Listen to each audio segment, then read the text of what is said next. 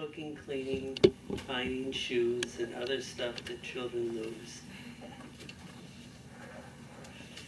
Fitting lids on bottle bugs, wiping tears and giving hugs. A stack of weeks' mail to be read. So where's the quiet time I need? Yet when I steal a minute, Lord, just at the sink or at the ironing board, to ask the blessings of your grace, I see then in my small one's face that you have blessed me all the while, and I stop to kiss that precious smile. Sweet, huh? Sillier money on Mother's Day poem. Mommy, you're so sweet. Mommy, you are nice. Please don't ever leave me because you make the best rice. That's good. That's good. Yeah, right? Yeah. Typical mom sayings. Make sure you change your underwear. You never know when you'll have an accident.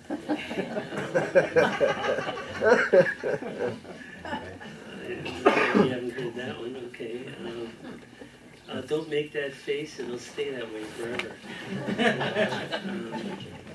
Be careful or else you'll put your eye out. Kids will do that. What if someone jumped down a well? Would you do it too? What if someone jumped up a wall? Would you do that too? You have enough filth behind those ears to grow potatoes.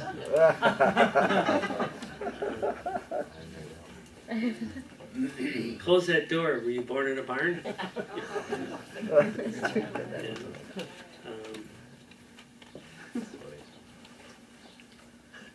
It's really small writing, but a little challenge here.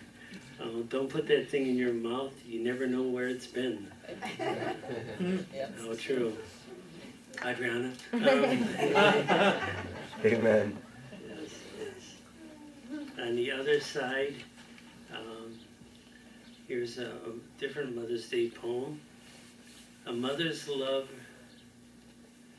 loves right from the heart, from the start. She holds her baby close to the heart. The bond that grows never will leave. Her love is so strong, it will live ever after. A mother gives never-ending love.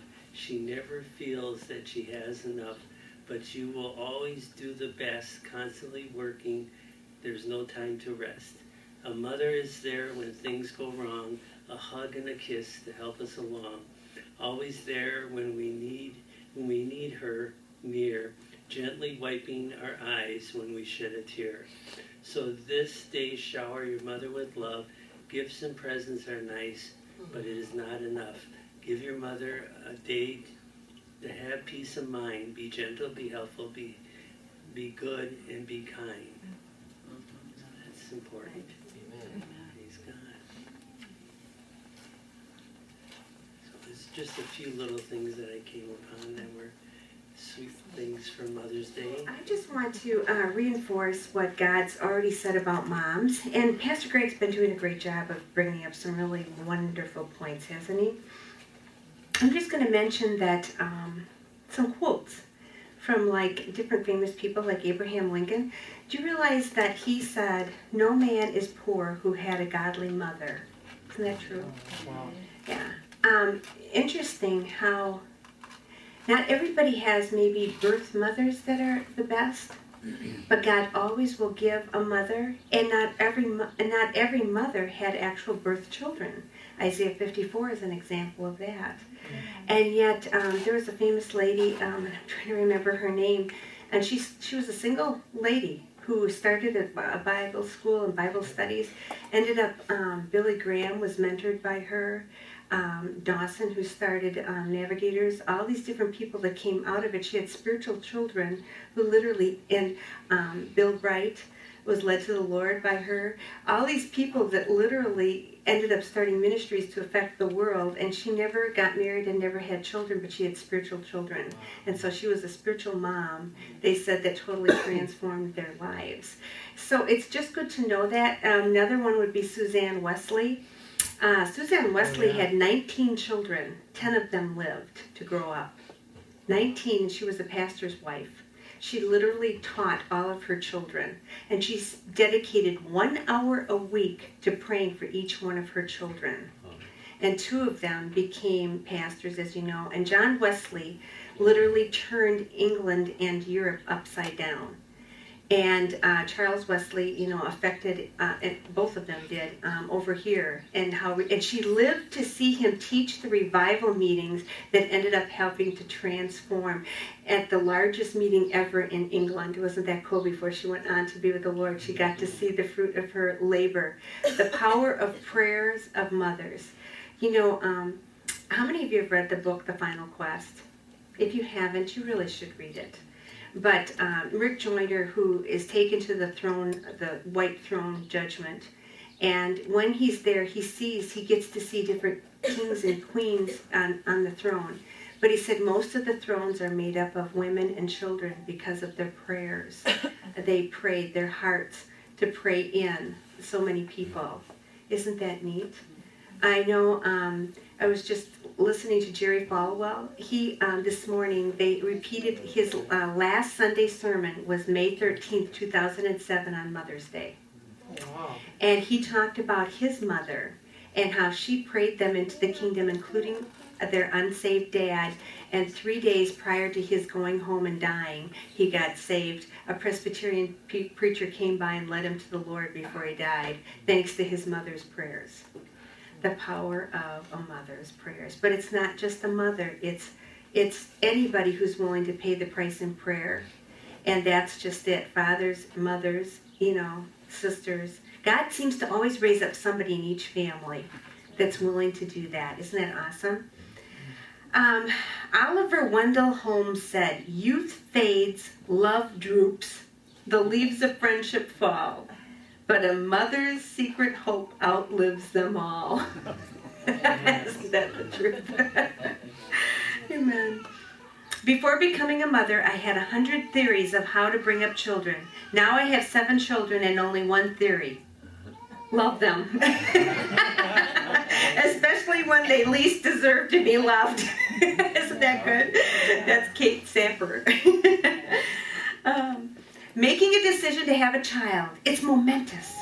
It's to decide forever that your heart is going to walk around outside of your body. Isn't that good? I know. I thought that was Elizabeth Stone. If you bundle raising your children, I don't think whatever else you do matters very much. Jacqueline Kennedy Onassis. Isn't that interesting? Adorable children are considered to be the general property of the human race. Rude children belong to their mothers.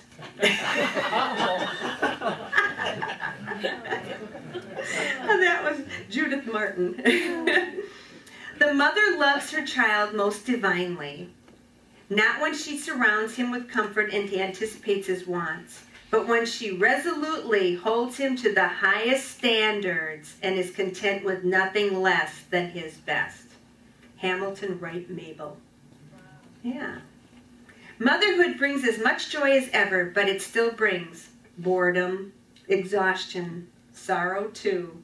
Nothing else will ever make you as happy or as sad, as proud or as tired, for nothing is quite as hard as helping a person develop his own individuality, especially when you struggle to keep your own. That is so true. Oh my goodness. Being in the ministry, you are in essence called to be parents over different spiritual people that are put in your charge, your flock. And when Pastor Greg and I started in ministry, we went 5 years straight without any breaks. And we just were going like 27, so 27. I would believe 24/7.